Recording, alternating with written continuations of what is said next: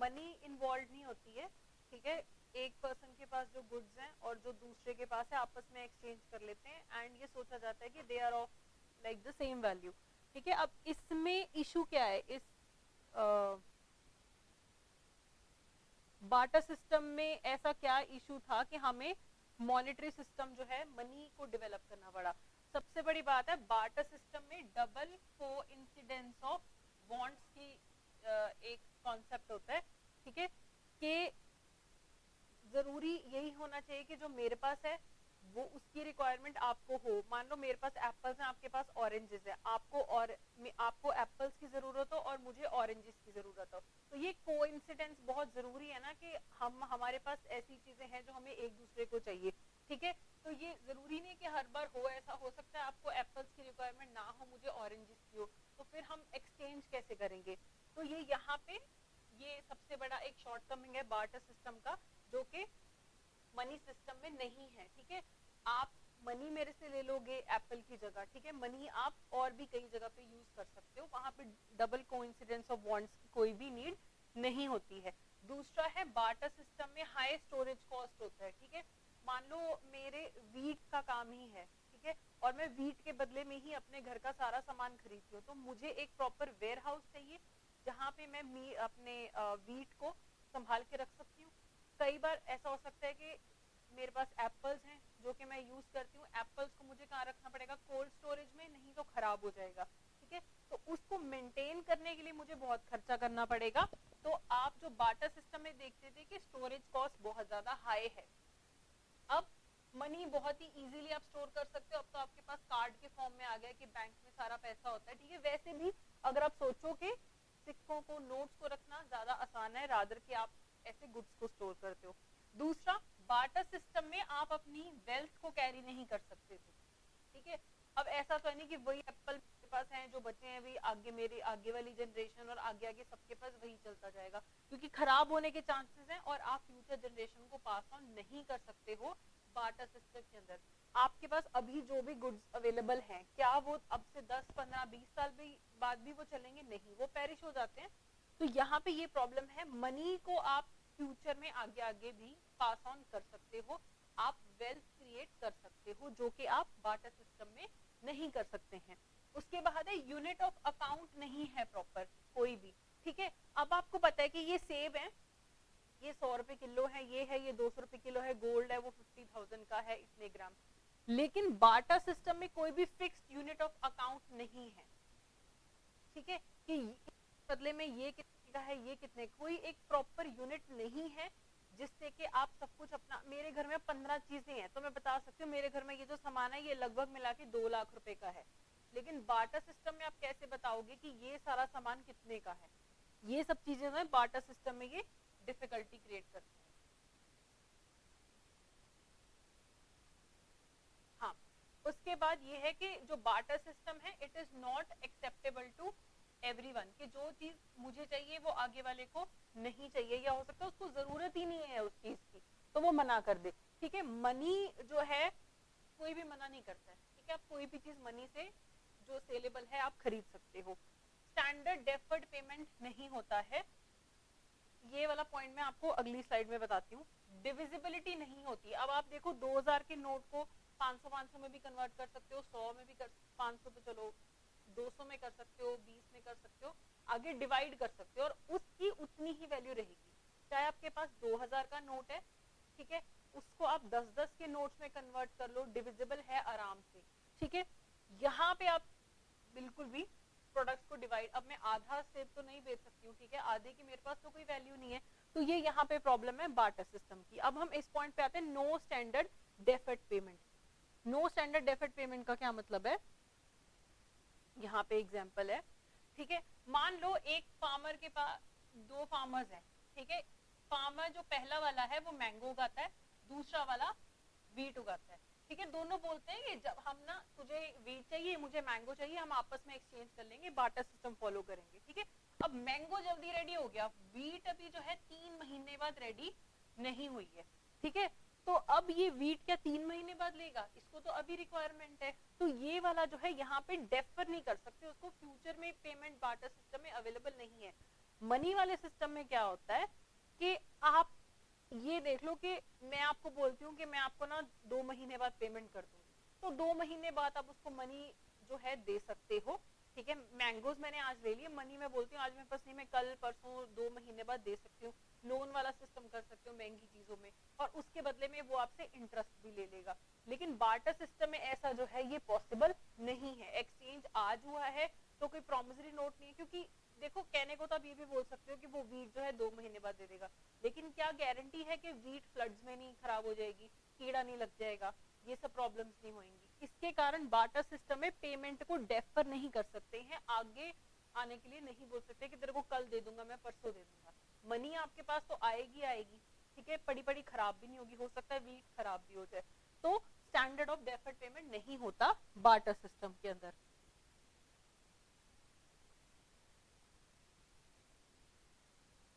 चलिए, अब मनी के क्या क्या फंक्शंस होते हैं, ठीक है। सबसे पहले बहुत ही इजी है, मीडियम ऑफ एक्सचेंज होता है। आपको गुड्स एंड सर्विसेज लेने हैं, आप मनी से खरीद सकते हो। मनी की मदद से आप अलग अलग गुड्स एंड सर्विसेज का एक प्राइस डिसाइड कर सकते हो कि ये इतने का है, ये इतने का है, ठीक है। मेजर ऑफ वैल्यू होता है कि आप एक चीज को वैल्यू प्रोवाइड करते हो कि ये इससे ज्यादा वैल्यूएबल क्यों है, क्योंकि ये 100 का है, ये 200 का है, ठीक है। उसके बाद है आप बहुत ही इजीली मनी को यूज करके चीजें स्टोर कर सकते हो, अपनी वैल्यू को स्टोर कर सकते हो, ठीक है, और आगे अपनी फ्यूचर जनरेशंस को भी पास ऑन कर सकते हो, जो कि बार्टर सिस्टम में नहीं होता है। और ये है means for standard deferred payment, ठीक है। फ्यूचर में आप पेमेंट कर सकते हो और नोन होता है अमाउंट कि इतना आपको पे करना है, ठीक है। उसके बाद है अगला है purchasing power of money. Purchasing power of money का क्या है कि उस मनी में कितना पावर है कि वो कितने गुड्स एंड सर्विसेज परचेज कर सकता है। अब आप मुझे बता सकते हो कि मनी की परचेजिंग पावर कम कैसे होती है? हाँ, इन्फ्लेशन की वजह से जो है आपका मनी का जो परचेजिंग पावर है वो कम होता जाता है, ठीक है। अब नॉर्मली आपको ये एक एक्स्ट्रा पॉइंट है यहाँ पे कि पहले क्या होता था कि अगर ना गवर्नमेंट को पैसे इशू करने होते थे तो उनके पास एक फिक्स उतने ही अमाउंट का गोल्ड या सिल्वर या ऐसी चीजें रिजर्व्स में होनी चाहिए थी, ठीक है। लेकिन धीरे धीरे सारे वर्ल्ड में पता लग गया कि इतना तो जितना मनी सप्लाई दुनिया में इस टाइम चल रहा है आप उतना गोल्ड सिल्वर रिजर्व में नहीं रख सकते हो। तो इंडिया में अब कैसा होता है कि इंडिया में आरबीआई को 200 करोड़ का reserve gold and foreign currency में रखना होता है, ठीक है, जिसमें से 115 करोड़ का उसके पास गोल्ड होना चाहिए और इसके बदले में जितना भी चाहे वो आगे मनी जो है इशू कर सकते हैं। पहले क्या होता था कि असल में हमें उतना ही एसेट्स रखना पड़ता था, ठीक है, क्योंकि हम क्या मानते हैं कि जो भी हमारे हाथ में नोट है ना उसको वैल्यू क्यों मिल रही है, क्योंकि गवर्नमेंट ने बैकिंग दे रखी है उस चीज को कि इस नोट की वैल्यू क्यों है, क्योंकि सरकार जो है वो उसको वैल्यू प्रोवाइड करती है, ठीक है। अब पहले क्या होता था कि अगर मैंने 100 करोड़ अपने जारी करनी है करेंसी अपने इंडिया के अंदर, तो मेरे पास 100 करोड़ जो है पीछे मेरे पास उतने का गोल्ड या फॉरेन एक्सचेंज होना चाहिए। अब जैसे जैसे डेवलपमेंट हो रही है 100 से 200 2000 आप कितना रिजर्व रख सकते हो, तो ये पॉसिबल ही नहीं है। तो इसलिए ये डिसाइड हुआ है कि हमारे पास हमेशा 200 करोड़ इन रिजर्व आरबीआई के पास रहेगा जिसको नहीं छेड़ेंगे, ठीक है, जिसमें से 115 करोड़ का गोल्ड हमेशा आरबीआई के पास रहना चाहिए। इस रिजर्व के दम पे आरबीआई जो है करेंसी कितना भी इशू कर सकता है, ठीक है, जितना उनको लगता है रिक्वायर्ड है उतना करेंसी इशू कर सकता है। ये 1957 से हम फॉलो कर रहे हैं और इसको हम बोलते हैं मिनिमम रिजर्व सिस्टम। हम इंडिया में इवन वर्ल्ड अराउंड हम करेंसी इशू करने के लिए हवा में नहीं करते हैं, हमारे पास एक मिनिमम रिजर्व होना चाहिए 200 करोड़ का, जिसको हम बोलते हैं मिनिमम रिजर्व सिस्टम, ठीक है। चलिए आगे करते हैं। अब ये बोलते हैं कि मनी का मोटिव क्या है, आप अपने पास मनी होल्ड क्यों करके रखते हो, आपके पास कैश होता है आप क्यों रखते हो, आपके पास बैंक में क्यों होता है।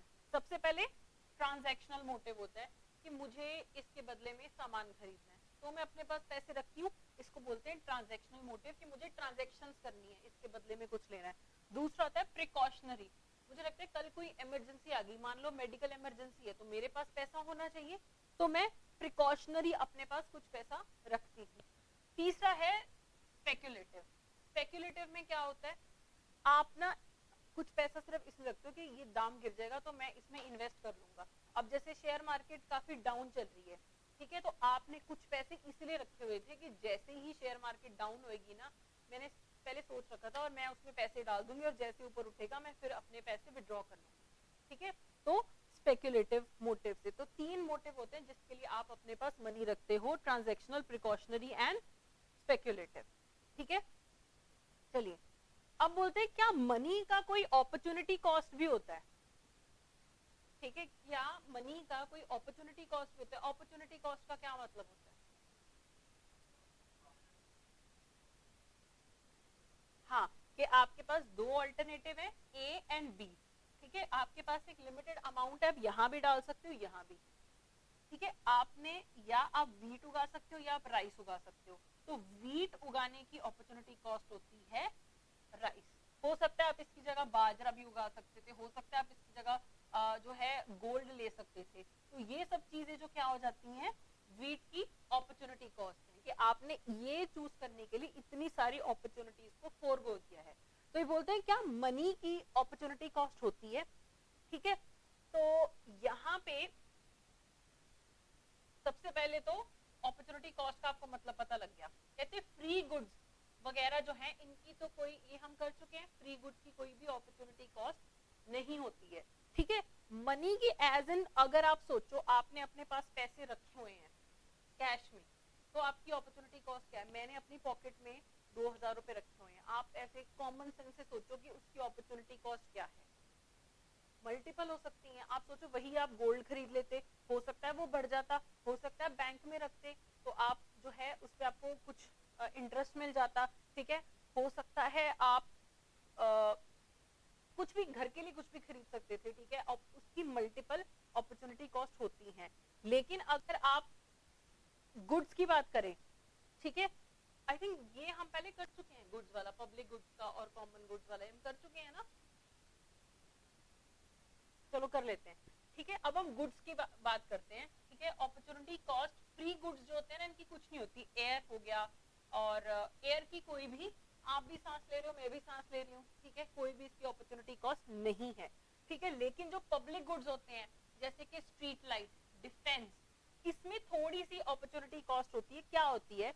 वही पैसा जो गवर्नमेंट ने मिलिट्री पे लगाया है, हो सकता है वो गरीबों को खाना खिलाने में भी लगा सकती थी, ठीक है, हो सकता है वो सड़कें बनाने में भी लगा सकती थी। तो जो गुड्स होते हैं ना, पब्लिक गुड्स जो गवर्नमेंट हमें प्रोवाइड करती है सबको, उसकी जीरो तो नहीं होती अपॉर्चुनिटी कॉस्ट, क्योंकि ऑब्वियसली वही पैसा गवर्नमेंट मल्टीपल जगहों पे लगा सकती है, ठीक है। ये वाला डिसीजन गवर्नमेंट के लिए बहुत ज्यादा क्रूशियल है, क्योंकि गवर्नमेंट को हमेशा पैसा तो लिमिटेड है गवर्नमेंट के पास, गवर्नमेंट को डिसाइड करना है कि वही पैसा वो कहाँ पे लगाए, ठीक है। तो पब्लिक गुड्स की हमेशा ही अपॉर्चुनिटी कॉस्ट होती है, फ्री गुड्स की नहीं होती है, ठीक है। हवा पानी जो है ऑब्वियसली फ्रेश वाटर की तो है, लेकिन अगर हम वैसे ओवरऑल बात करें तो उसकी कोई नहीं होती है, ठीक है। If a commodity is provided free to the public by the government, then, इसका आप मेरे को आंसर बताओगे क्या है? ये क्वेश्चन है, if commodity is provided free to the public by the government, then opportunity cost is zero, opportunity cost is ignored, opportunity cost is transferred from the consumers or a product to the tax paying public, opportunity cost is transferred from the consumers of the product to the government। कहते हैं अगर सरकार free में लोगों को कुछ देती है पब्लिक गुड्स, तो उसकी अपॉर्चुनिटी कॉस्ट क्या जीरो होती है? ये वाला स्टेटमेंट गलत, आप उसको इग्नोर कर सकते हो, नहीं कर सकते, ठीक है, क्योंकि कैलकुलेशंस में गवर्नमेंट को काम आती है ये चीज। क्या वो अपॉर्चुनिटी कॉस्ट कंज्यूमर्स से प्रोडक्ट के टैक्स पेइंग पब्लिक को ट्रांसफर हो जाती है वो कॉस्ट, या फिर वो कॉस्ट कंज्यूमर से गवर्नमेंट को चली जाती है? तो टैक्स पेइंग पब्लिक को जाती है, ठीक है। जो भी सरकार फ्री में चीजें दे रही है, ऐसा तो नहीं है कि कहीं ऐसी हवा में से आ रही है, जो टैक्स पेइंग पब्लिक है वो टैक्स पे करती है, उससे ही तो सब कुछ बनता है।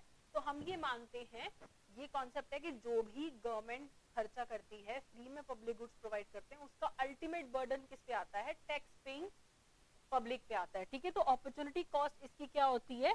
टैक्स पेइंग पब्लिक को ट्रांसफर हो जाती है, ठीक है।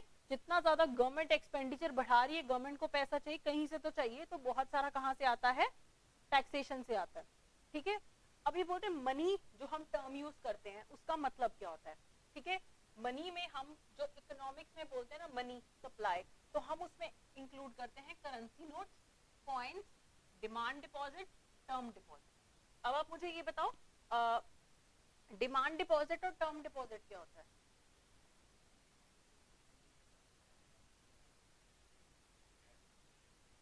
एफडी हो जाता है जिसमें पैसे बंद जाते हैं कि इससे पहले निकालोगे तो पेनल्टी देनी पड़ती है एफडी में, आपको पता है, ठीक है। सेविंग्स और करंट अकाउंट डिमांड में कभी भी आप बैंक के पास जाओगे कि मुझे ये पैसे चाहिए, आपको मिल जाते हैं, ठीक है। तो आपकी जेब में जो पैसा है, करेंसी नोट्स हैं, कॉइन्स हैं, ये आपका मनी में आता है। मनी इन बैंक जो आपका टर्म और डिमांड डिपॉजिट, ये भी आपका मनी की डेफिनेशन में आता है। तो जब हम मनी सप्लाई की बातें करते हैं तो हमें ये याद रखना है कि वो सिर्फ करेंसी हमारे माइंड में नहीं होना चाहिए, ये सब चीजें भी हमारे दिमाग में होनी चाहिए। इट्स वेरी बेसिक, बट इसमें से स्टेटमेंट आराम से बन जाती है and it gets very confusing, ठीक है। क्योंकि पेपर में अगर आपको पूछा जाता आई एम क्वाइट श्योर कि आप लोग बोलते कि नहीं मनी में टर्म डिपॉजिट नहीं आएगा, ठीक है। चलिए, अब लीगल टेंडर का क्या मतलब होता है? लीगल टेंडर मनी का वो फॉर्म है जिसको जो कोई भी सिटीजन एक्सेप्ट करने से मना नहीं कर सकता, ठीक है। It is a form of money which cannot be refused by any citizen for settlement of any kind of transaction। ठीक है कि आपने कुछ खरीदा, आपको ट्रांजैक्शन के बदले में आप क्या दे रहे हो? मनी दे रहे हो, ठीक है। तो वो जो मनी है एक्सेप्ट क्यों हो रही है? क्योंकि गवर्नमेंट ने बोला है कि ये लीगल टेंडर है, ठीक है। इसको कोई भी रिफ्यूज नहीं कर सकता है। जैसे कि आपके करेंसी नोट्स और कॉइन्स होते हैं, आप दोगे इसके बदले में तो वो आपको पैसे गुड्स एंड सर्विसेज प्रोवाइड करेगा। लीगल टेंडर क्या नहीं होता है? जो कि एक सिटीजन मना कर सकता है। आप अब उसको बोलो कि ये मेरी एफडी ले ले और इसके मेरी ये 50,000 की एफडी मेरे को 50,000 का सोफा दे दे, वो मना कर सकता है। क्यों? उसको राइट है, क्योंकि एफडी जो है वो लीगल टेंडर की डेफिनेशन में नहीं आता है। मनी की डेफिनेशन में आ रहा है, लीगल टेंडर में नहीं आ रहा। लीगल टेंडर का मतलब ही यही होता है कि जिसको ट्रांजैक्शन सेटल करने के लिए कभी भी मना नहीं किया जा सकता, ठीक है। तो करेंसी नोट्स एंड कॉइन्स जो है इंडिया में ये लीगल टेंडर होते हैं। लीगल टेंडर दो टाइप का होता है, limited legal tender, unlimited legal tender. अब आप ये सोचो, आप किसी दुकान पे जाओ और आप दुकानदार को बोलो कि ये ले 2 लाख रुपए कॉइन्स में ले ले मेरे से, वो नहीं लेगा। तो इसमें लिमिटेड लीगल टेंडर का क्या मतलब होता है कि सर्टेन अमाउंट तक तो एक्सेप्ट किया जा सकता है, उससे ज्यादा नहीं। इंडिया में आप सिक्कों में 1000 रुपए से ज्यादा की अगर पेमेंट करोगे तो वो आगे वाले को राइट है कि वो मना कर सकता है, ठीक है। ऐसा नहीं है कि वो नहीं लेगा, उसकी मर्जी आ जाती है वहां पे, लेकिन 1000 से नीचे में वो मना नहीं कर सकता कि मैं नहीं लूंगा। अनलिमिटेड क्या है? करेंसी नोट्स अनलिमिटेड है। आप 1 लाख की, 2 लाख की, 10 करोड़ तक की पेमेंट जो है आप करेंसी नोट्स में करोगे, कोई मना नहीं करेगा, वो ले लेगा। ये है अनलिमिटेड लीगल टेंडर। लेकिन कॉइन्स में 1000 तक अलाउड है, उसके बाद ट्रांजैक्शन वाले की मर्जी आ जाती है कि वो लेना चाहता है या नहीं लेना चाहता है, ठीक है। हाँ, legal currency notes and coins आते हैं आपके। अनलिमिटेड लीगल टेंडर में सिर्फ आपके पास क्या है? करेंसी नोट, ठीक है। असल में तो अब लोग वैसे ये वाली ट्रांजैक्शन भी नहीं करते हैं। अब ये भी हम आई थिंक कर चुके हैं। इशू कौन करता है? इंडिया में जो कॉइन्स हैं और 1 रुपए का नोट है, ये गवर्नमेंट ऑफ इंडिया इशू करती है, ठीक है। ये कई बार अलग से पूछ लेते हैं, लेकिन बाकी सारे के सारे नोट्स जो हैं वो आरबीआई ही इशू करता है। तो ये थोड़ा सा यहाँ पे डिफरेंस है। यहाँ पे इस पे भी देखो गवर्नमेंट ऑफ इंडिया, यहाँ पे वो नहीं लिखा हुआ, धारक को तो भी लिख, ठीक है। अब यहाँ पे देखो, अब आप ये देखो, ये जो 2000 का नोट है ये आपके सामने, क्या इसकी वर्थ 2000 रुपए है पेपर की? पेपर तो मतलब बहुत ही सस्ता आता है, 50 पैसे का। अब इसको ये जो 2000 रुपए की वैल्यू मिल रही है, ये क्यों मिल रही है? इंट्रिंसिक वैल्यू तो 1 रुपया है इसकी, मान लो इसकी लीगल वैल्यू 1000 रुपए है। गोल्ड जो है उसकी, जब आप पुराने जमाने में सोने के सिक्के होते थे तो सोने के सिक्का इटसेल्फ सोना होता था जिसकी अलग से वैल्यू होती थी। ये तो पेपर है, पेपर की तो कोई वैल्यू नहीं है, तो इसकी इंट्रिंसिक वैल्यू तो ना के बराबर है, 50 पैसे 1 रुपए से ज्यादा नहीं है ये जो पेपर है, ठीक है। इसकी लीगल वैल्यू 1000 रुपए है, दोनों डिफरेंट है।